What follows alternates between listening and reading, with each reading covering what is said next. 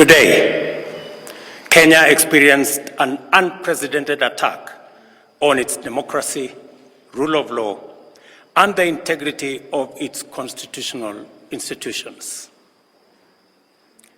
An otherwise legitimate expression of the fundamental rights and freedoms of assembly, demonstration, picketing, and petitioning of public authorities by a section of law-abiding citizens of the Republic of Kenya was infiltrated and hijacked by a group of organized criminals.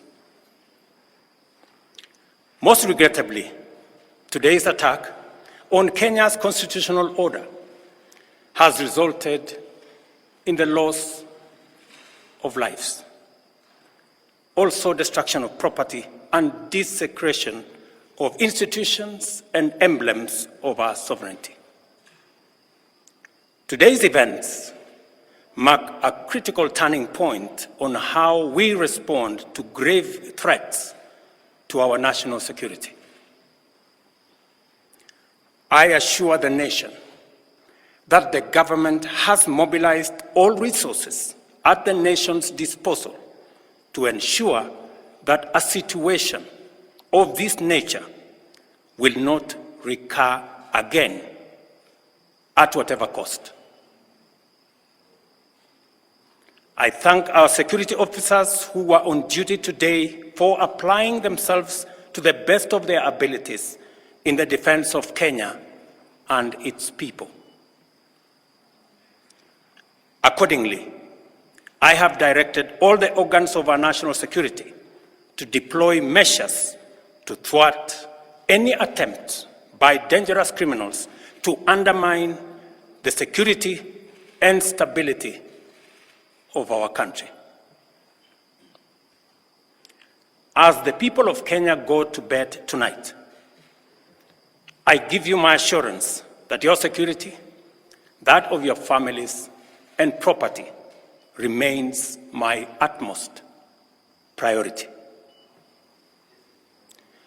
To the young people of Kenya, who I must thank for helping our country organize our democratic discourse around issues, I thank you and assure you that the conversation you have begun around pertinent issues of our nation will continue to inform our policy and governance decisions.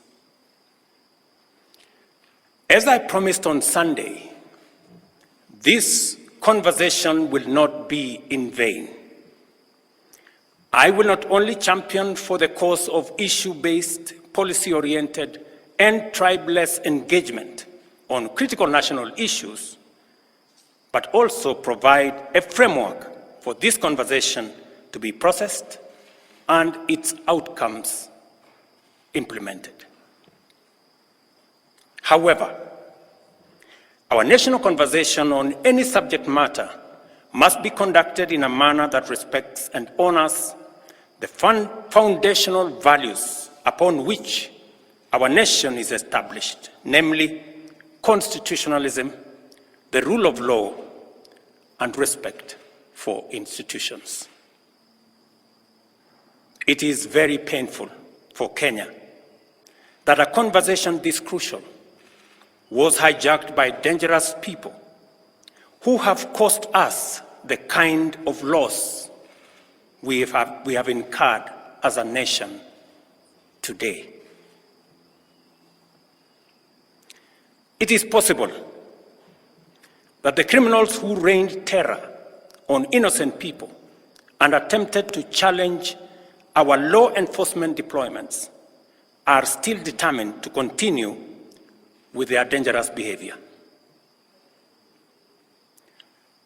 I assure the nation of the government's determination to fulfill its constitutional duty of protecting the people of Kenya against all forms of harm. I hereby put on notice the planners, financiers, orchestrators, and abettors of violence and anarchy that the security infrastructure established to protect our republic and its sovereignty will be deployed to secure the country and restore normalcy. It is not in order or even conceivable that criminals pretending to be peaceful protesters can rain terror against the people, their elected representatives, and the institutions established under our Constitution and expect to go scot-free. We must isolate crime from democratic expression and separate criminals from people exercising the freedom of expression and divergent opinion. I shall continue to lead a government that is fully committed to maintaining the integrity of our state, promoting the unity of our nation, and enhancing the peace and security of all citizens and their livelihoods. I am bound under sacred constitutional mandate to respect, uphold, and defend the Constitution of Kenya, which declares that all sovereign power belongs to the people, and that this power shall be exercised only in accordance with the Constitution. The government will therefore uphold its constitutional mandate to secure our nation and its development, and shall treat every threat to national security and the integrity of our state as an existential danger to our republic. Accordingly, I assure Kenyans that we shall provide a full, effective, and expeditious response to today's treasonous events. Thank you.